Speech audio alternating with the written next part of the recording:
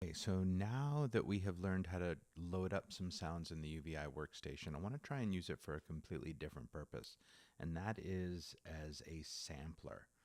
A sampler, a sample is really has become defined as any kind of pre-recorded WAV file. Traditionally, it's from hip hop music using a piece, a section of one song and using it in a chopped up or manipulated way to create something new.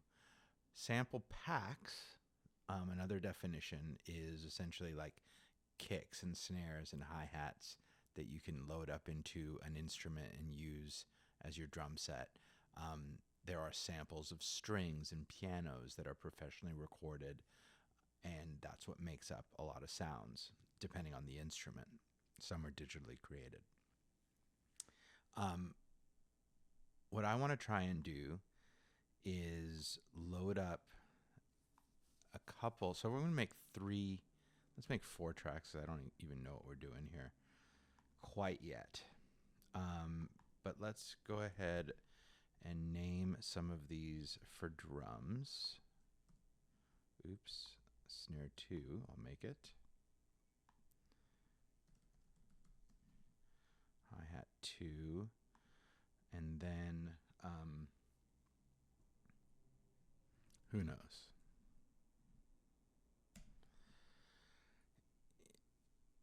I'm going to load up again. So hopefully we've already figured this out because we already had a little exercise with the UVI Workstation.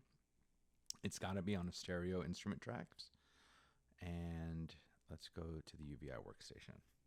Okay, so if we were going to load up some presets, we'd go to the folder, but we're not going to do that. What we're going to do is go to this folder that I have shared with everyone, and hopefully I can find it quickly, or else that would be kind of embarrassing and poor planning on my part. Yep, there it is, poor planning on my part.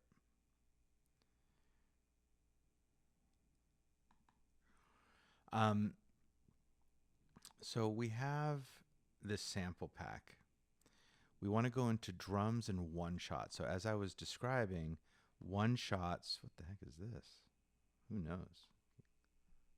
Oh, that's from interesting. One shots are recordings or digital recreations. They're WAV files of individual drum hits. So you have 808s, claps, cymbals, kicks, etc. I'm going to start with a kick, and I don't really know what these are or what they sound like exactly, but so I have my folder open and I have the UVI Workstation. I'm just going to grab number 3 and drag it into this window here. And what that has done for me, I now have this kick. And because this is kind of a sample playback instrument, I can play C3 would be the kick, the WAV file as recorded, no manipulation. And if I go lower, it's pitching that kick drum sound down, but it's also slowing down the waveform. And up there it sounds kind of distorted, but it's playing back so quickly. So you can, pitch it around and play slightly different pitches. Now, this is the main instrument, the main view of this sound. If I click on multi, actually, let's go ahead and put in a kick drum pattern at this point. So I have my kick. I want to change my grid to 16ths or reestablish it as 16ths. And I am going to do this on C3 because that's what I thought the best sound for this was. Let me hear this click.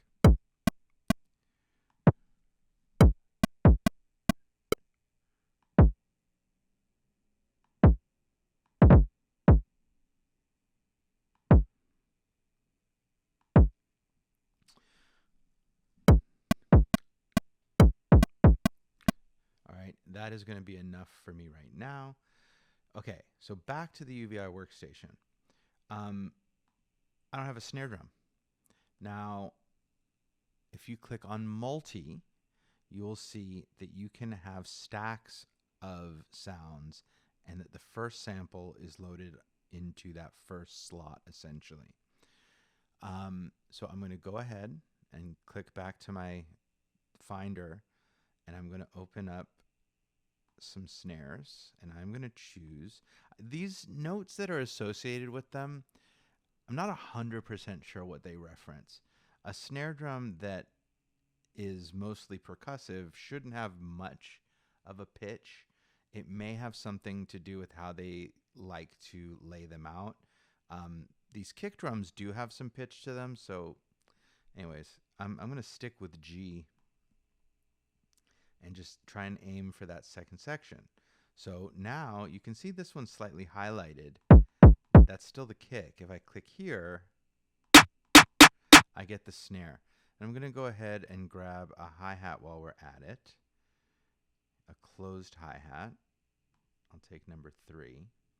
See, these don't have notes associated with them. And what else do I need? I think I'm going to just live with that. So I have 3 parts here. Maybe we'll do something fancy later. Real fancy. Okay, so problem. Oops. Solved.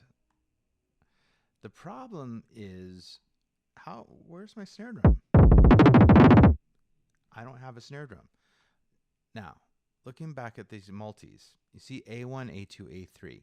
Those refer to the MIDI channel. How can I describe a MIDI channel? Well, I can. The MIDI channel is essentially a pathway or a cable that allows these notes to communicate with a specific instrument. This first sound is on MIDI channel 1. If we change the second one to MIDI channel 1, and let's change that one to 2, this is now going to be the same pattern, but it's going to sound like a snare drum. Kind of a cool pattern, actually. Sometimes we make music by mistake. I'm going to change this back. Remember, MIDI doesn't care what the sound is. Let's just say, I'm going to go and do this blindly, that we want to have a snare drum because I know this is kind of a trap-ish type beat. My tempo is 140. I am going to place on C3 because once I add a sample, that's where it's going to be. So I'm going to put to tat. That could be wrong. It might go there. Anyways, this is gray. I'm not going to insert UVI Workstation, but what I am going to do is come over here. I'm going to roll over so you can see that. Where it says none, it's called the MIDI output selector. And when I click on it, you see 2 of these. I have some hidden tracks that I'm going to show you later. So the one that I want is the host that is called kick. And I'm going to go to channel 2. It is no longer grayed out. And what does this sound like? That isn't where I wanted the snare drum. It's totally musical. It's just not where I want it. I want it over here.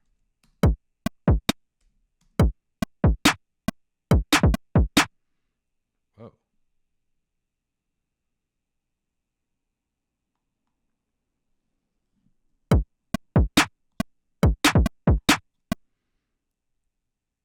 Interesting. I really don't like that. Anyways, I can't stop from, I gotta fix it. I just don't like it.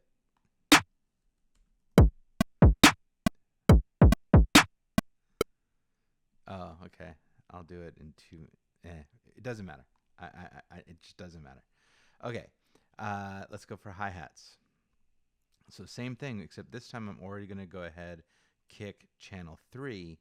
so that when I do select, okay, so this is glitchy, click on snare again, click on hi-hat, and it's all going to be, once again, on C3.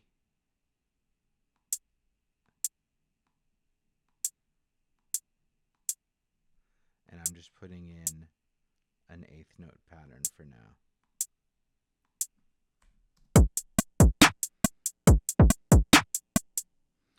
Okay. Now, what is pretty cool with using samples is it gives you a little bit more control over some things, like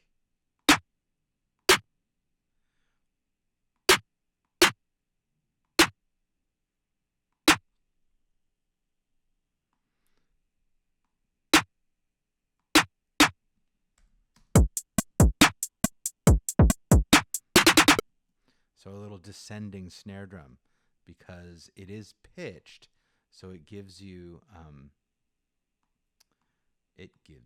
the ability to do some pitching. All right, so here's something that I made a little bit earlier. It's only slightly different. I'm not going to put that in yet, but I am probably, if I can do it quickly.